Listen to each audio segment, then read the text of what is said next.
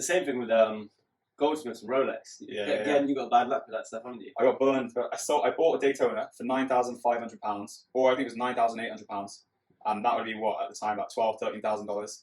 I sold it for £18,000, and then they banned me. They won't take me on the list now. And I bought like 7 or 8 watches from them. That was the one I resold, and I had it a year, but because it still had the stickers on. You were at a sweet spot, weren't you, with that one, because you were getting like a watch a week off them for employees as like bonuses or whatever. Yeah. Best company to work for, FYI. Yeah. But yeah, you were getting a watch a week, which you could have easily made a couple K profit on each one, but the one they got you on was Daytona, right, which you waited 2 years for. Yeah. And when they phoned me, I wasn't ready for it. What happened is I put myself on the list for a Rolex Daytona, and those of you who know what a Rolex Daytona is, you have to wait ages for it. Finally, I was there playing Fortnite. It was during my Fortnite phase. I was proper addicted to Fortnite. I was playing it. I didn't have any money. Business was on its ass. They called me up, and I thought, there's no way I can not buy the watch. I had to buy it because you're throwing $9 grand down the drain if you don't.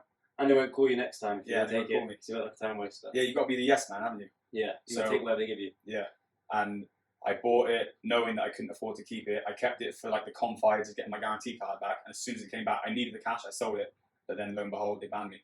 And now because I use watches as an incentive for the person who has like the biggest year at work, I can't even get them watches now. So they have to get in queues for their own watches. It's tough getting a watch now, isn't it, from authorised dealer. Yeah, it's crazy. Before you used to see it in the window. You're in the business, aren't you? Yeah, I got a few of them. I got one straight out the window, and recently, still holding that if they're listening. And I got another one out the window again. Just it's not even one I wanted, but just in the hope that I get bumped up the list for something more desirable. But still haven't got a call. Is your position then still, if you see it in the window, you're getting it right now because anything makes money still, or is it changing? Yeah, near enough. I mean, it's not like before, but you're not going to lose money on it at the moment. There's still a lot of demand. People still buying watches.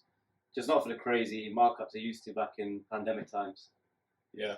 But you're not going to make a lot of money, you know? You've got to sell it directly to a customer. You can't sell it to a jeweler. Those olives have tanked, haven't they? Yeah. I remember my mate wanted me to get one. He's going to go A Jewelers for 75k. He's like, if you go get it for me by the end of the week. I was like, I'll get it for you by the end of the month for like 10k less. Just wait till I get a trade offer. And he's like, no, get it for me tomorrow or I'm going A Jewelers. So I went and found one, what they're called, Players in Cardiff. My mate knew the guy and got it for like 72 or 71. And he was happy with it. Yeah, grand, yeah. Dropped it off to him. Yeah, crazy, isn't it? And what's the list on that one? It's like 30, 38 or something. So you're there handing 71 grand over for a 38 grand watch. The market's mad, isn't it? Yeah. Well, what's even madder is then he got mad at me a week later because it was, I think it was the end of April, and Rolex announced what they're going to discontinue, what they're going to carry on with. And everyone was buying this olive, in the rose gold olive, in hopes that it gets discontinued. And they didn't discontinue it.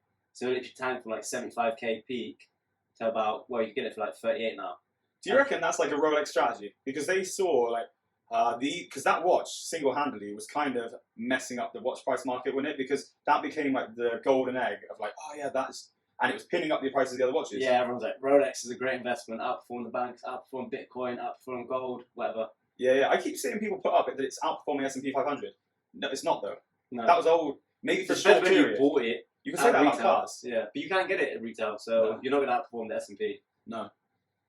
Actually, I got real lucky, and this is a one-off. Every Rolex shop I've gone to, every is out of stock. I went to Amsterdam the other week, and I think because it's such a busy city, it's the one store where they don't take wait lists. Oh, really? Yeah, you can just walk so in. You just walk in, what they have on the day? Yeah, just have it in the day. And they got delivered on a Saturday. Yeah. Sick. So if you go to Amsterdam, you've got to take a bag full of cash with you. Yeah, we're going there next week, actually, aren't we? Or Yeah, you have to make sure I've got money in my card. Yeah, nice. Might get lucky. So what is it? They always have something where they just, sometimes it's empty. Sometimes empty, but they don't take any reservations. It's just if it's there, it's there. They probably have some backhanding going on, you know, like manager or whatever. Sure. But yeah, I turned up and I wasn't planning on buying this watch. I was going in looking for an investment. I turned up and this watch was in the window, and he's like, "This is the only one we got." And I was like trying to get onto my phone. It was bad signal. Like, can I make money on this? Is it a good store value? And then some other dude just grabbed the watch. He's like, "Yeah, I'll buy it." And then he's like, he was looking at it, pointing at me, and I had no intention at this point. I kind of knew I might buy it. I was like, "Yeah, done."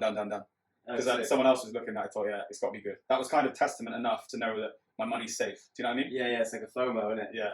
And I thought, like, I actually tried to analyze it at the time. I was like, am I buying this because of FOMO? Because I don't want to buy it because of FOMO.